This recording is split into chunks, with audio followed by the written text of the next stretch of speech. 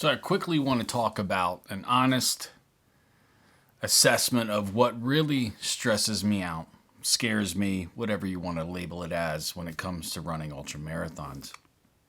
I've been doing it for 10 years now, and I can tell you things that used to bother me don't bother me anymore, and things that didn't used to bother me now. But first and foremost, the thing that stresses me out the most, and I don't know if it's truly scary, it's not a scary thing, but it's definitely something that gives me a ton of anxiety, and that is the time period from waking up or going to sleep, waking up, and getting to the race. Now, many races, this is a very simple thing. Other races a little more complex. If you got to get to a certain area and drop off bags and catch a shuttle, and they take you someplace else. And some of these races are pretty dogmatic about not parking at the start or the finish, and there's just all these rules. And I'm getting ready to run one here soon. The Devil Dog 100 is one of those. You have to catch a shuttle and have to drive further to get to the shuttle than it would be to get to the race. And I've run other races that are in the exact same place where I can actually park at the start and finish. So that's super frustrating. I like very minimal logistics in the morning. Waking up at like 3 o'clock in the morning for a 6 or 7 o'clock race is crazy to me when you're 10, 15 minutes away. I feel like there should be a lot easier way to handle that. I cannot stand getting up 4 hours before a race just because logistics are more difficult. So that's definitely one that gives me a lot of stress. And once the gun goes off, the race starts, I feel fine. As soon as I start getting running, I know I'm going to be fine and I'm good because that part I can handle. I know what's going to happen. I love that part. Just get me on the trail and I'm good. What used to stress me out is nutrition. And what I found is what actually works for me, which lessened that. I had a JFK 50 race years ago that I decided when Tailwind came out. And Tailwind's like, hey, we're going to send you a bunch of samples. And I was like, cool, I'm going to race with Tailwind. And I got 17 miles in, 19 miles in with nothing but Tailwind. And it was the worst ever. The bloating, the gas, the crash that came after it. So I never did that again. So I don't stress the fueling as much anymore because I know eating real foods and eating often on the hour, every 45 minutes or so, helps me out. I don't have any issues with that. The next thing that scares me, usually more so before the race, and that's the not finishing. When you spend months and months and months and months and you sacrifice and you go without and you do all of this work, and then to know that there's a possibility that you're not going to make it, that kind of sucks. But usually when the race starts and usually when it gets to that decision point, I'm usually okay with that. And I've learned to kind of tune that out. Your mind will tell you many, many things like, it's okay. You've done enough. You can quit. And I've learned to kind of turn that off. But usually in the race, it doesn't bother me at that point to quit. I just have to learn how to fight that voice. But definitely before the race. I also get this weird thing that happens in races where I start feeling really guilty about the selfishness of ultras, like the amount of time away from my family and, why am I out here in the middle of nowhere spending all this time running when I could be home with my family? Now, that's not necessarily a scary thing, but it's something that bothers me, that creeps into my mind in the wee hours of a race, which leads me into the next one. I dislike the kind of 3 to 7 o'clock in the morning range when it comes to racing. I just dislike it. The fatigue sets in, and I'm not good at it overnight, like staying up all night. I just can't stand it. That's probably the worst part of an ultra, is the time period when my body is shutting down and I'm running and I'm falling asleep while I'm running. Not a big fan of the overnight running, but it is essential.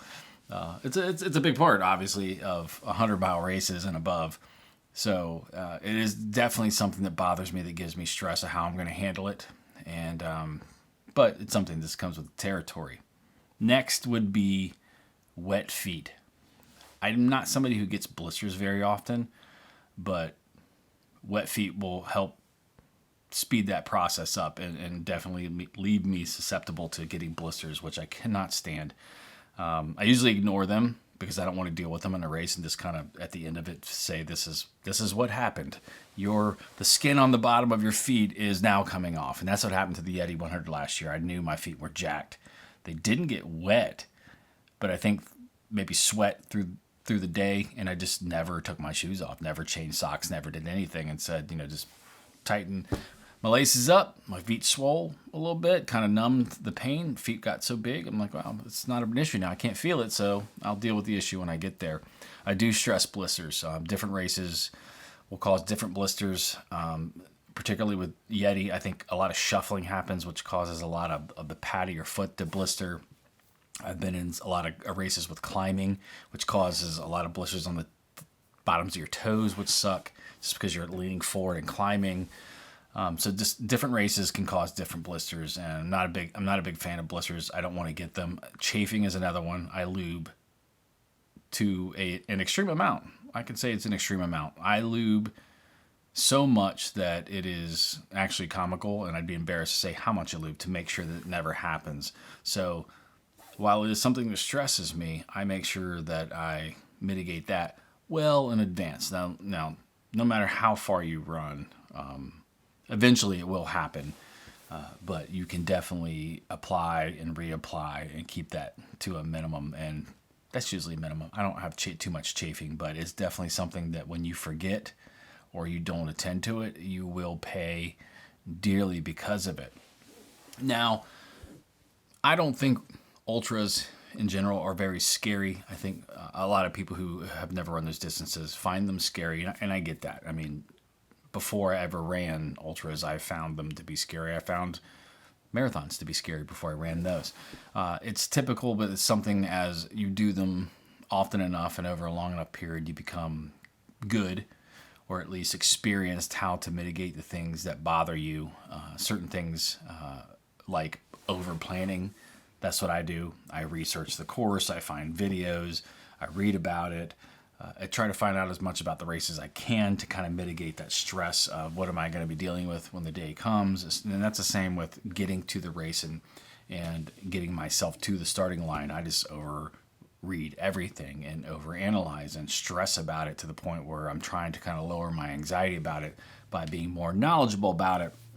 And so my recommendation is if there's things that bother you, learn as much as you can about it, test as much as you can, so that way at least you're going into these races with some confidence and some knowledge how to fix things and mitigate issues as they come along. That's just kind of the name of the game in ultras. It's problem solving from the start to the finish. You're just doing nothing but problem solving, and the more times you've solved certain problems, the better you get at them. But that's the sweet part of ultras, is no matter how many times you've seen something, they'll find a way to make you revisit that or find something new for you to worry about and to deal with. It's a long time to run, and things can happen. So if you're thinking about getting to ultras, you should do it. You should do it. And if you're already doing ultras, you know what I'm talking about. So I just thought I'd share with you some honest feelings about the things that stress me out in ultra marathons.